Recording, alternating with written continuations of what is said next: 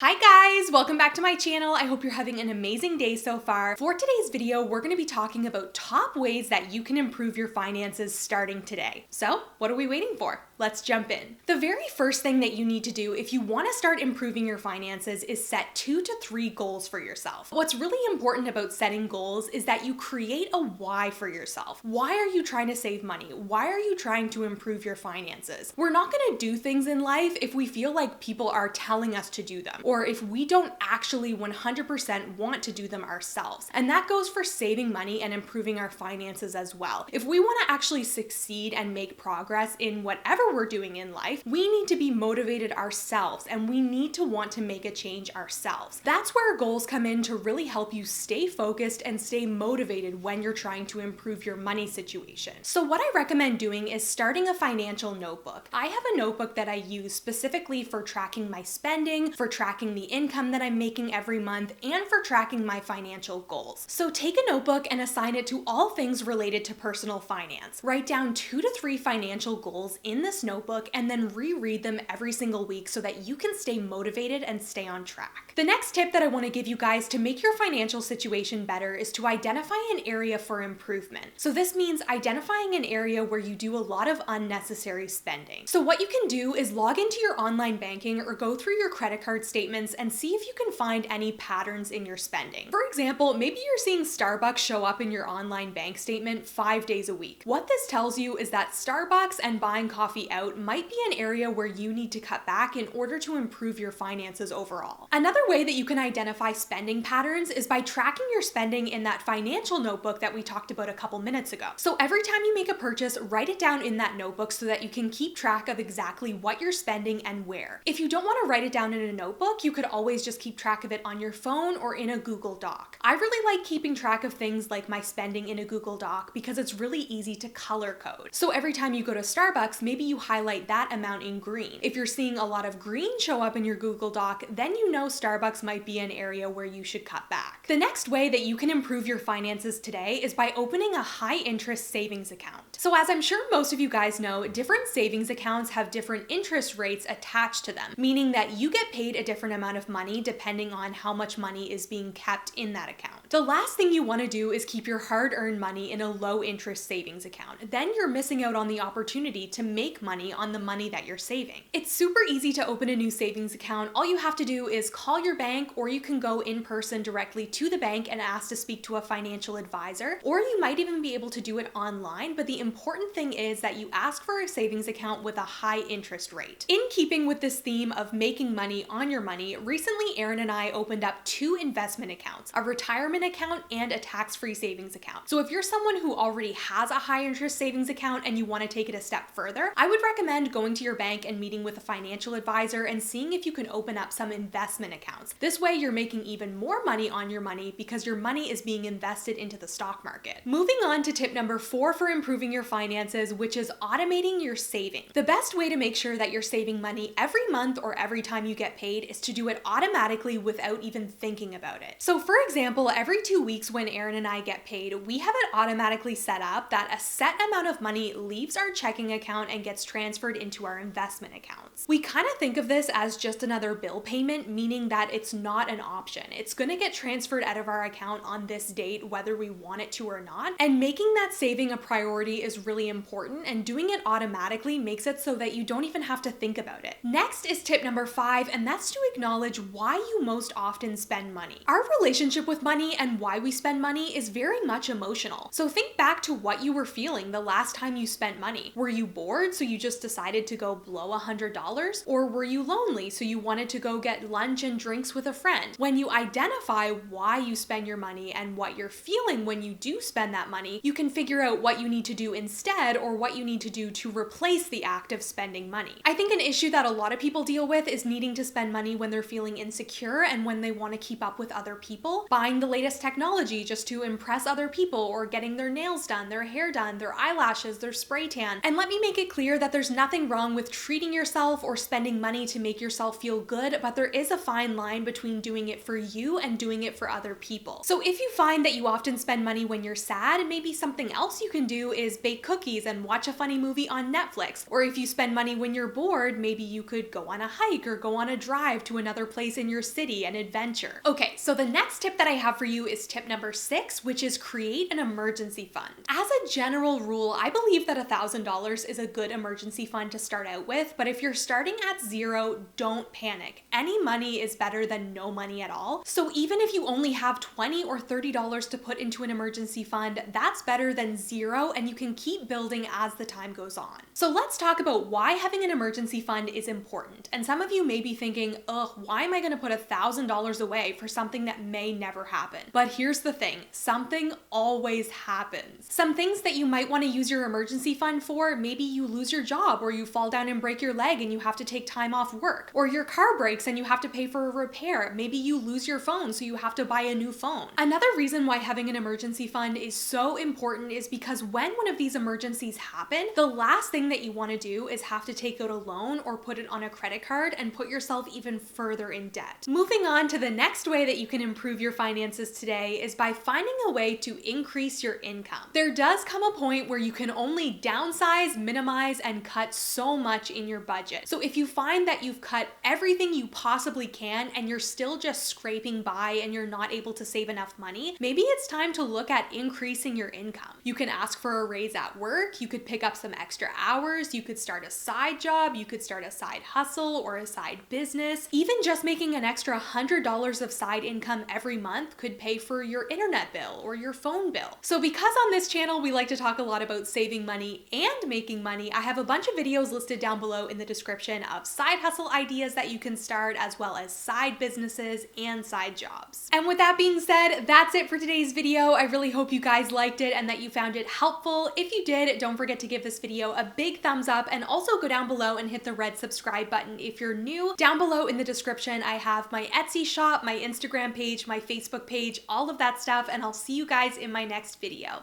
Bye!